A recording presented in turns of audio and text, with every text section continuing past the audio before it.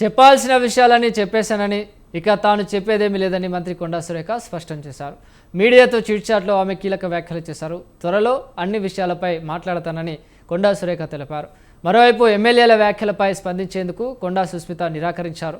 CM Revanth Reddy వచ్చాక అన్ని విషయాలపై మాట్లాడతానని, అప్పటి వరకు తాను ఏమీ మాట్లాడనని సుస్మిత స్పష్టం చేశారు. దీంతో కొండా సురేఖ, కొండా సుస్మిత వ్యాఖ్యలు రాజకీయ వర్గాల్లో ఆసక్తికరంగా మారాయి.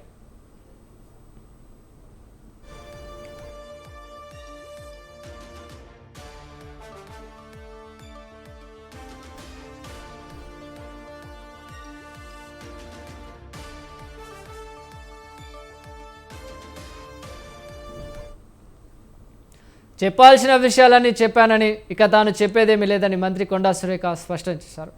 మీడియాతో చిట్చాట్లో ఆమె కీలక వ్యాఖ్యలు చేశారు. త్వరలో అన్ని విషయాలపై మాట్లాడతానని కొండా సురేఖ తెలిపారు.